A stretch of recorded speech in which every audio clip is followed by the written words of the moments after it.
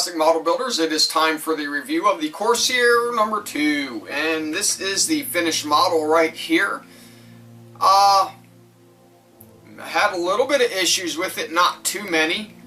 There was, on this model, it does have raised panel lines, which we all know we're not a fan of those. The canopy on the cockpit didn't meet up how I expected with the frame, so you'll have to touch that up. There is a seam line that goes all the way down the middle of this model. It's not too bad. It is there. It does hide fairly easily. The rear engine right here mounts a little weird the way they have it. You have to play with it to get it centered right. Not such a bad thing, but it can be a little bit inconvenient. The decals, when you put these on, you will have to trim them out a little bit to make them sit right. I shouldn't say sit right, but to make them appear proper when you put them on. I did have trouble with like the rear ones right here on the tail. Got to trim those to make them right. Lining up, it was a little bit difficult. Doing the inside of this, that was not easy either. The way they had this set up, it would have probably been better if it were like one whole piece molded, but it was several pieces, and the way you have to put it together, you have to basically hide that seam line in there, which is not easy to do with the axis that you have. There's also the seam line that comes right down the middle right here.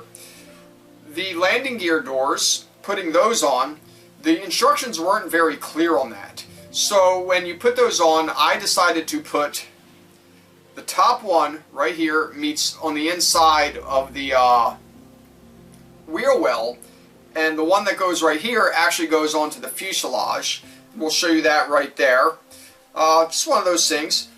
The main flaw in this model is the front landing gear. You see how this right here extends outward? Well, the way this is molded, it sits facing that way. So you have to basically cut off the pin on that fits inside of the little box and spin it around and glue it that way and hope it stays, which is what I had to do here, and also make sure that it's even with the plane. That was a task.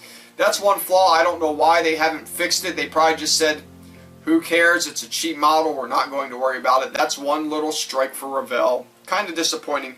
This was made in the USA, which is a plus, but as you all know, by the time you see this video, Revell will no longer be in the USA. They are now a German company because they got sold to Hobbyco, and Hobbyco went out of business, so now they got bid on by somebody from Germany. So that's the way it is. They shut down all USA operations. Maybe one day they'll bring them back. We'll see. I mean, the model wasn't too bad. Had a little trouble getting these in right here, the rear fins. The wheels look kind of, when they sit a little crooked. I don't know if that's how they're supposed to be or just how I made it. The directions weren't clear on how the wheels were supposed to sit either. But this is it. This is the plane. Solid B. The canopy could have been done a lot better, but it wasn't. I have the bombs in my my fuel tanks.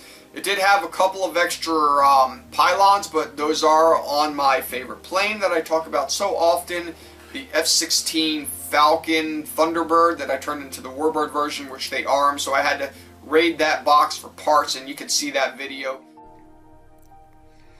So this is the top of the plane, as you can see, going over that nice and slow, and here is the bottom of the plane. We're going to show you all the little flaws. Alright, starting off with the intake. You can see right around here are these edges. Really hard to get inside of there, as I mentioned earlier. Here's the canopy. Didn't seat so well on either side of that, so you're probably going to have to fix that. Going all the way up, here's that seam line I was talking about. I didn't do such a great sand job, but I mean, it kind of messed off. And you saw the decals right there, how they didn't quite meet in the middle. Something to look out for. Here's that front wheel. This is what it actually looks like when it's on correctly. And here are the rear wheels and how they are supposed to go on. This is the proper way. You see I have one on top and then others on the side. Here's another shot of that intake. And this is the rear of the plane, and you see that seam line, of course, in the middle. And then finally, I'm going to show you right now, after these wheels, is the rear engine and how it goes on. So there it is. This is the model. We hope you enjoy it. Don't forget to subscribe. That way you can get the latest updates when we do put out a video every 2 weeks.